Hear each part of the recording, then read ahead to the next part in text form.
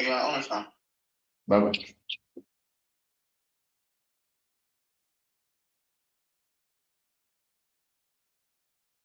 Good evening. Trading issues with the guru. You are welcome to this section of today, Wednesday. Again, as much as I tried, I'm a little late, but we shall be brief. We shall be brief. Let me connect chat so that you can drop your chat so that we discuss whatever that is coming on your chat.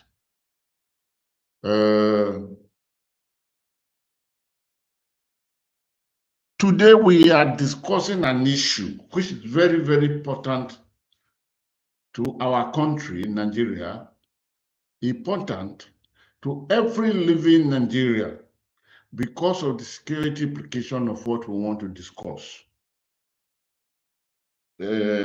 Therefore, just a second, give me a second.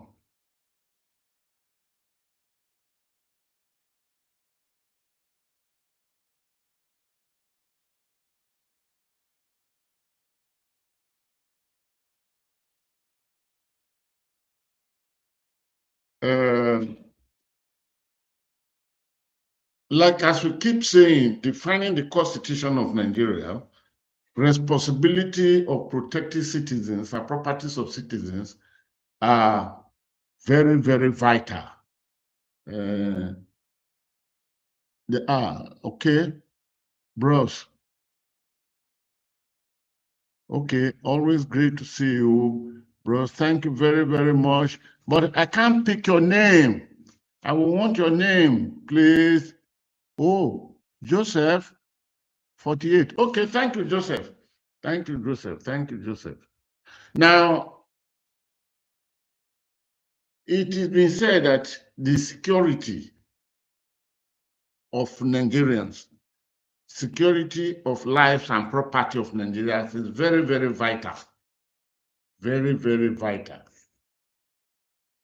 Very, very vital. So therefore, when anything happens that involves our security, more so when there is much insecurity on the land today, it should concern every living Nigerian. We know the battle against insecurity. It is not that the government of the day is sleeping, no. Except that what we are saying is that as much as the government seems to be trying, it is not yet enough. Okay, someone says here, Miguosa, Vredo, nice that we are here. Insecurity is battling the government of Nigeria. Insecurity is battling Nigerians. Insecurity is battling the land of the country. So it is for this reason that what happened in Kaduna on Sunday should be of concern to most of us. And it is for that reason that that incident has now fallen within the purview of trending issues with the guru. We must start by admitting that since Sani Uba became governor, Senator Sani Uba became governor of Kaduna State close to 3 years ago, having taken over from El-Rufai, who was there for 2 tenure complete, 8 years. There is no doubt about it that Sani Uba had tried his very, very best to bring tension in Kaduna down. Kaduna had always been a hot spot. Maybe because it remains the city of the elite northerners. Or maybe because it remained the core home core of retired generals all around the country. Or maybe because It used to be at a time, which I could testify to at the time, I don't know now, but at the time, which I could testify to, used to be the headquarters of the Kaduna Mafia. They name it Kaduna Mafia. These are not, this mafia is nothing but the elites or the elitists from the north that was also called Kaduna Mafia. Of course, there is or there was a Kaduna Mafia. No doubt about that. I knew of that because I had people who were members of the Kaduna Mafia then. I had a friend at the time who was the general secretary of the Kaduna Mafia. So maybe this is why Kaduna has always been such a very, very hot place. And don't forget, politically speaking, Kaduna is very, very relevant. Federal government institutions that are established in Kaduna alone, there are about 118. Including the Nigerian Defense Academy and most top military institutions, the aviation institutions, and all of that. So throughout the tenure of El-Rufai, it was hot. The killing, it was like when the Fulani jihadists came in, as per invitation spread to them, it settled more in Kaduna. Until the governor of Kaduna State then, El-Rufai, told us that he has to travel out of Nigeria to one country in West Africa. He did not mention the name of that country, that he went there to pay the Fulani jihadists money so that they will not come to his state, meaning Kaduna, to commit havoc anymore. But since Sani Uba, Senator Sani Uba, had taken over the governorship of Kaduna, Kaduna had become so calm. We must admit this, and we must give him shares, we must give him kudos for that. Because when something is good, is coming around us, we should applaud it. As much as we owe responsibility to speak about that thing that is bad. So this last Sunday, something happened in Kaduna. Terrorists went to a community and invaded 3 churches in the community. ECWA, that is ECWE, then Cherubim and Seraphim churches 1 and 2. Both the ECWA churches, they invaded. And of course, they abducted people and they took them away. And the Cherubim and Seraphim churches 1 and 2, they invaded. They are out there in one community, Urari Wali community in Kaduna, that is Kajuru local government area of Kaduna State. And report had it that they carted away 177 people.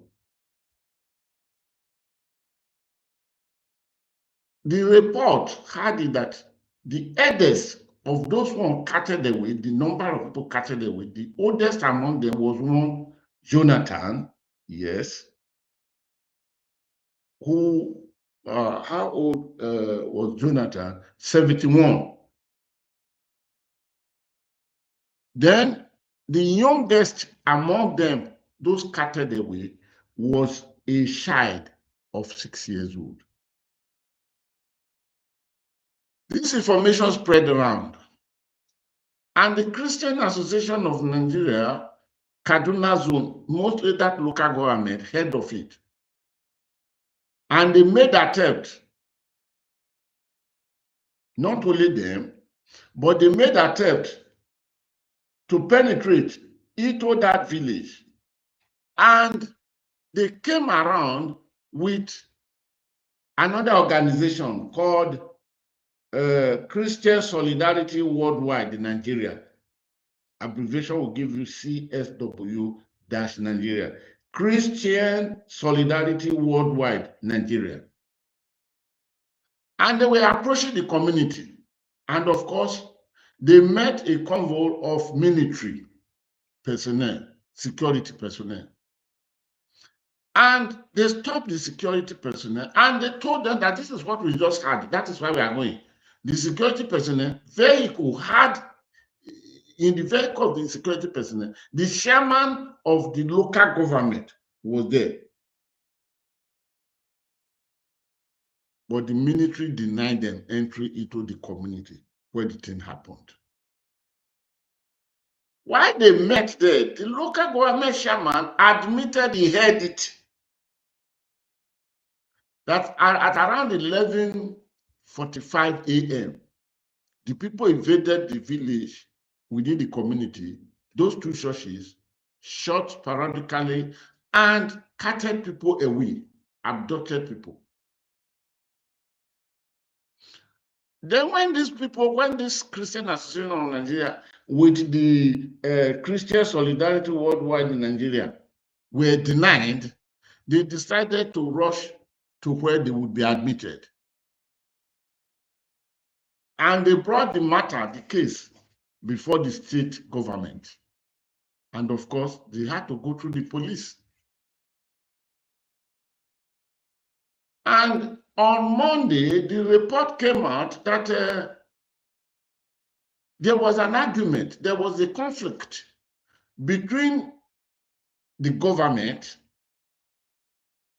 and the Christian Association of Nigeria on one hand, and the police on the side of the government against the Christian Association of Nigeria on the other hand. And what was the point of conflict? The point was that anything like that did not happen in the community. This is what the government representative told the Christian Association of Nigeria, that nothing like that happened. In fact, the commissioner of police spoke directly on the matter. Though he was very clever in his presentation, he did not say, he said, we had a rumor like that, or we had something like that. Then we mobilized security, including the police and all, to the place. Which means in his presentation, he admitted tactically,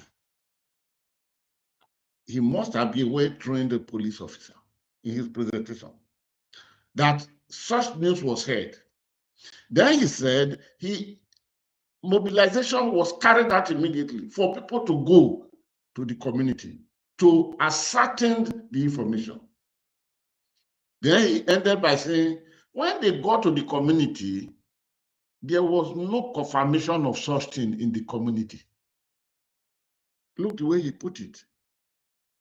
Which is why when the chief public relations officer of the Nigeria Police Force, Ben Udeyi, was talking today, he followed the trajectory of the Commissioner of Police presentation. He said the Commissioner of Police did not deny. He only said that we heard rumor, one, and we mobilized two, and when we got there, evidences were not on ground. But let us follow the issue until we get to the reality of what is happening in Nigeria. The man who spoke immediately after the Commissioner of Police spoke out, which Ben Udeyi was quoting, the name of the man was not given to us, but he spoke. Could it be the local government chairman who admitted ab initio that yes, there was something like that one happened, that he had been briefed, who later denied when they got to the police headquarters that nothing like that happened? His name was not given. So I am not with the authority to ascertain either as the local government chairman or not. But somebody spoke immediately after the Commissioner of Police spoke in Kaduna, and that person said it emphatically that it was a false rumor, that nothing like that happened. Now,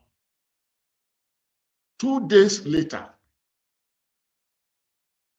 what the Christian Association of Nigeria spoke about, with evidences in their hands, the scattered nature of the churches, the 2 churches, the Seraphim and Cherubim and Seraphim 1 and 2, and the ECWAS, became something that Nigerians are now hearing was factual. It actually happened. The question is this. I will reel out a few things that we need to know about this before we go answer the question of why would the state government deny what happened?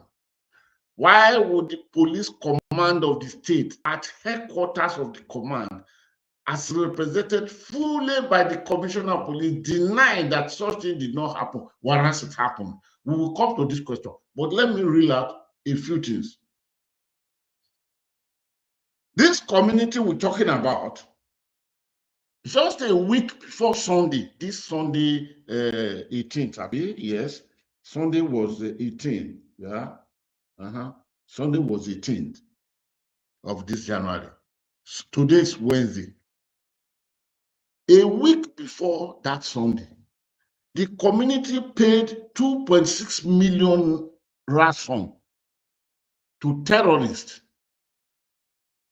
in order to free 20 of the residents of that same community. A week before this Sunday, the community put together 2.6 million naira and paid to terrorists operating within the zone of Kaduna. Not only Kaduna, within that zone of that local government. And this was preliminary to the fact that it had been said that negotiation had been reached between government representatives. You know, these days, the state governments, they will tell you, we don't have anything. No. It's either of so local government that are negotiating with the bandits or with the terrorists. It has been earlier announced that the government, through whoever that represented them under the local government, other selected leaders, had come into negotiation with the terrorists in that zone. And that the terrorists had opted out of tension, they have come to peace with the community. The kidnap or the abduction of those 20 residents of this community came after the so-called negotiation. So a week after payment of that 2.6 million as ransom to the terrorists to release the 20 residents, and the 20 residents, of course, after payment of the money were released, was where these people came back. And now when they came back, I had said it earlier, they arrived the community at about 11:25 a.m. And they picked the people that they needed to pick.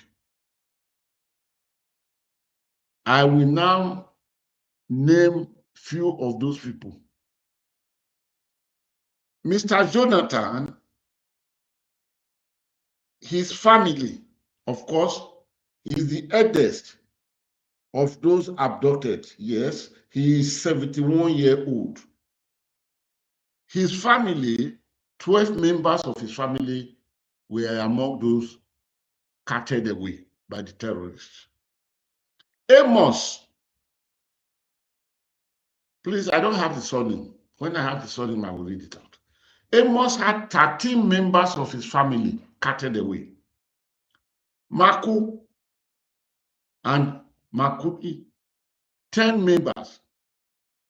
Ishaya and Danisa, 7 members each from those two families. Bawa, 6 members of his family.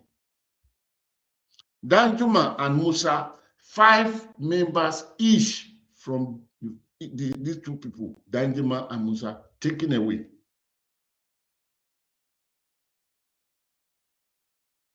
The oldest victim, the oldest victim is not Jonathan. The oldest victim was Augustina Matthew. He's 71-year-old. He was carted away into the forest. And the youngest of them all is Salvation Idris. He's 6 years old. The other children carted away.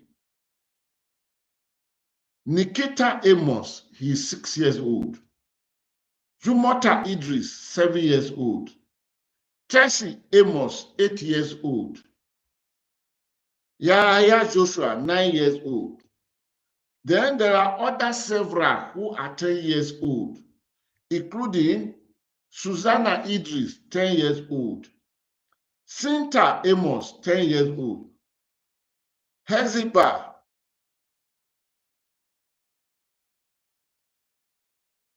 8-year-old.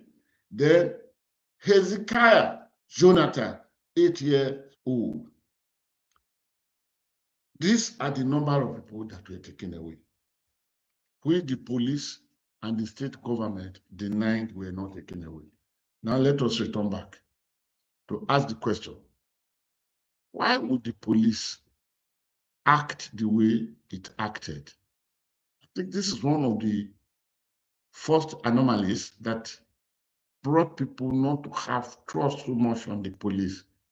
But it would be unfair of me to blame only the police in this matter, because the state government that says nothing like that happened, it's not the police. And we should not forget that every police command, every state police command has a commissioner of police who is the head of the command. And the commissioner of police supposedly is reporting to the governor of the state, because the governor pays most expenses of security. Of course, I cannot forget this. Let me add it quickly.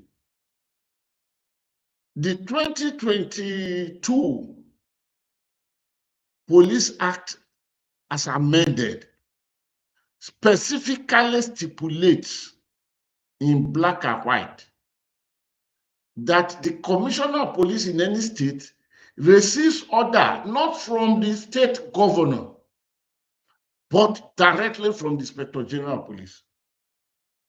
And that created a sort of lacuna, because the state governor is supposed to be the chief security officer of the state. If he cannot give instruction to the commissioner of police, because bringing the military in to do all these things, looking for chicken that is lost, looking for somebody who's to a pot of soup, is abnormal. This had never been known before. These are responsibilities. Security of the state, security of the community is responsibility of the police.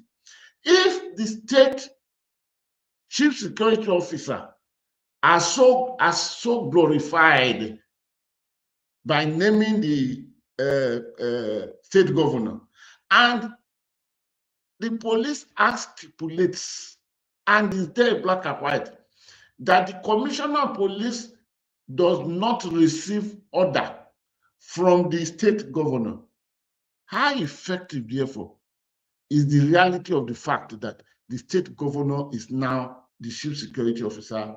So we can see what Ernest Ikoku, one of our past political gladiators, referred to as political, cosmetic political window dressing. So which means the name, the governor, the chief security officer of the state, is nothing but cosmetic political window dressing. That's one. Two, it has already been said that the police is your friend. I know that more than 50% of Nigeria will say, count me out of that. But the police here did what it did in this matter by saying there was no kidnapping, there was no abduction in that community, in that local government of that state, Kaduna State. Of course, what the police did was not too far from what the state government did by denying that such thing happened. It was not far at all from what the local government chairman did. Because when he was encountered within the community when this thing happened, he admitted that he has the report. But when they got to town, so to say, in the government premises, the man denied totally. But today, the fact is now on the ground. The question is that why would you? Whatever I want to say in the next few minutes now will be on guesswork. Why that will happen. Of course, I started by giving credit and kudos to the governor, Senator Sani Uba. That piece is there. It might be in pursuance of this fact that has been established to some extent that there is peace, that the philosophy would have been floated and accepted by personnel dramatists of government in that state, that having attained this much, because of course the governor is being celebrated here and there, because the reality of the matter is that his was a good situation. Then could that be the reason why an agreement, unwritten agreement, those issues that are discussed in the dark room, could have placed the matter that we should not announce if evil happened? We saw no evil here. We hear no evil here. So we did not hear, we did not see, so we cannot talk. That probably would have been the quickest point of arrival to that point. For example, if that was not the agreement, which of course will remain unholy agreement, because Kaduna State, as peaceful as it might be today, it remains part of Nigeria. And Nigeria is not yet in the safe hands as we're supposed to know. Nigeria is not yet in the safe hand as we're supposed to know. So for that reasons, let us agree that there was that conspiracy to say no evil happened, whereas evil happened. But which one is better off? These lies that are now become public and publicly admitted now, that why would the government of that state, why would the police command of that state, why would the chairman of the local government, okay, let me even remove the chairman of the local government, because it's not as important as what the state government did in this matter and the police command.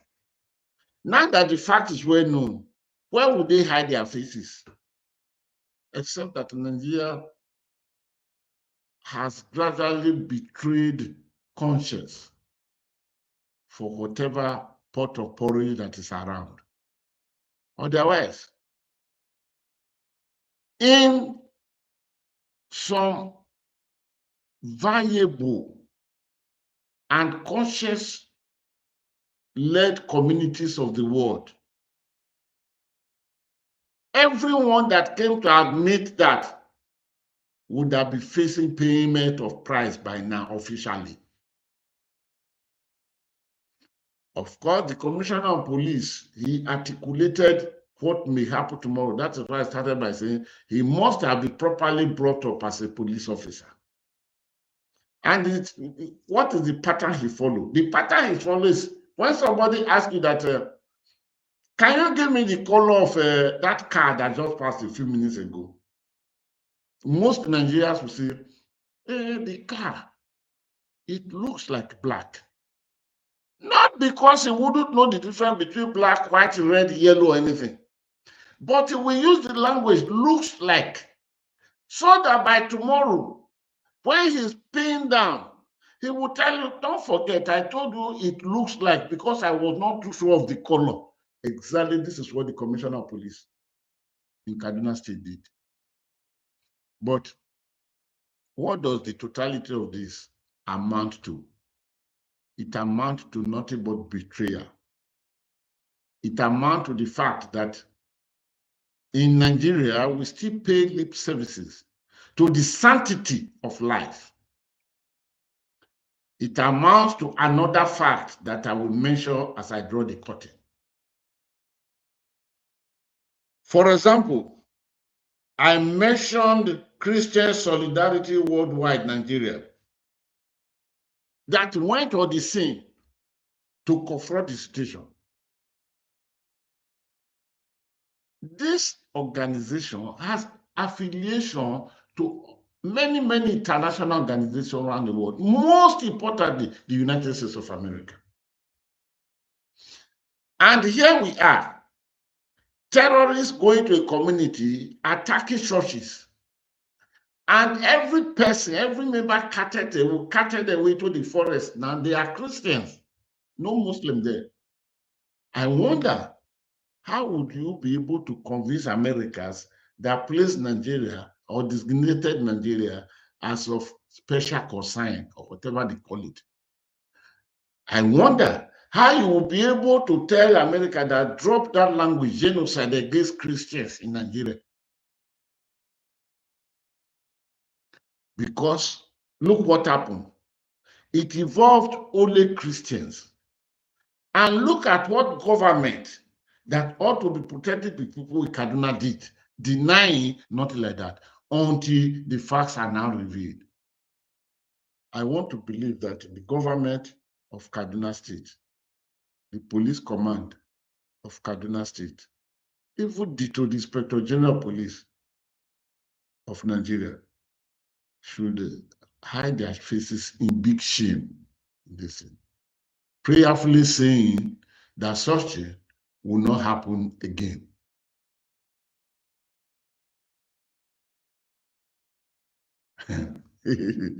Somebody dropped something here. Good evening, sir.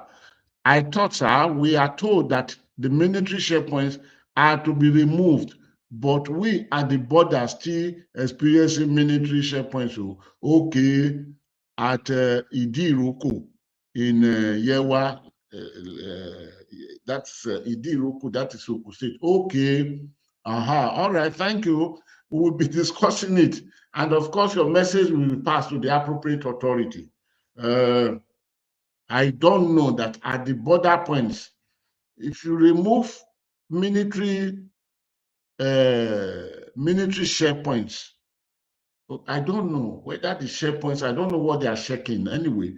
But if you remove the military checkpoint, how safe will that community be? Vis-a-vis the fact that sometimes we have inter-border terrorists crossing here and there. And considering the fact that our borders are very, very porous, monitoring them are not scientifically elevated to a status that the whole world respects today. Considering the fact that we have unmanned borders, so if the military checkpoints or the military vigilance at the border posts is removed, don't you think we will become more porous than what we are now? This is just my thinking. This is just my thinking. This is just my thinking. Because we have too many unmanned entry points into Nigeria, all across. So the authority will see to that. So today, this is the discussion. At the end of the day, with facts now revealed, the people that are casualty of this will be the government of Kaduna State, will be the police. I don't need to mention the military convoy that was met on the way that denying the Christians leadership entering the community to confirm what they said happened. This is how far we can go for today. If you enjoy it, please, dropping your comment is very, very necessary, because I'm ready to discuss comments as they come. Please. Then, a poster. This is just a poster. President Bola Ahmed Tinubu returned back to Nigeria over the weekend. After how many days? Of course, he started with holiday into Lagos, where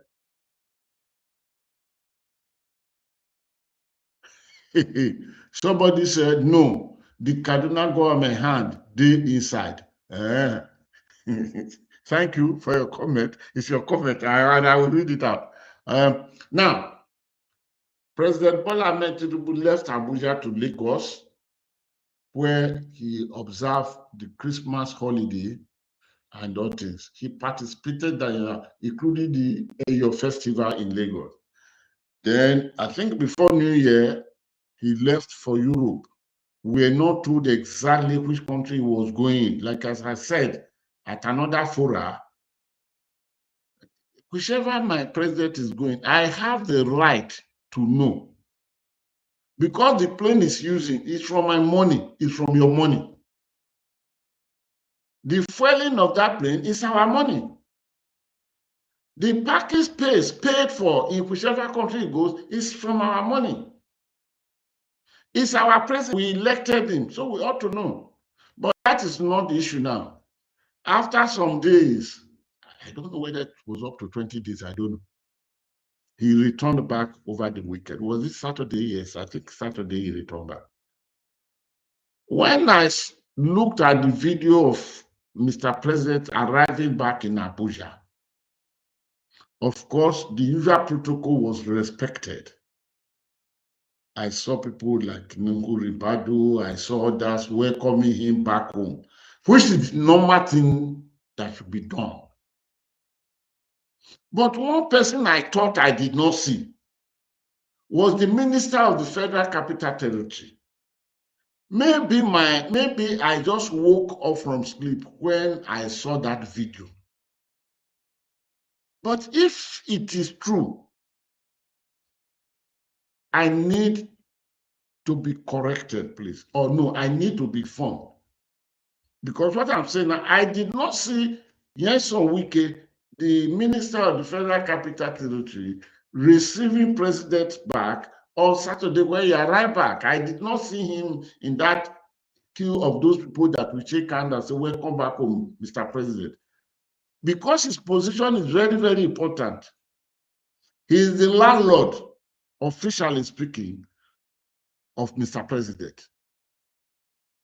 He owns the land. Like as he said once, that the only person that is authorized to pour libation in Abuja is the Minister of the Federal Capital Territory. That is not any other person. So if I did not see, if that is correct, what is happening? Why because I did not know whether he traveled out of the country. Or could it be, as of that time, he was still in Rivers State, where he was thanking the people for good work they did for him in 2023 and the good work he expected them to do in 2027. Or he is not feeling too fine. It could be malaria, it could be anything. Anyway, he's a human being. Or is it the conflict that is between him and similarly Fubara, the governor that he planted, that he wants to uproot by everything? Is it that the confusion, the discussion became too heavy for him that brought his body to, and he slept off? I don't know. Please help me. Help me. Was Nyesom Wike there at the airport to receive the president on that Saturday that he returned back home? If he's not there, those who are close to him, because if I call him now, he will not pick my call. Those who are close to him should please help me to ask what happened to him. Hope he's fine. My concern is for his good. Is he fine? If he's fine, hallelujah.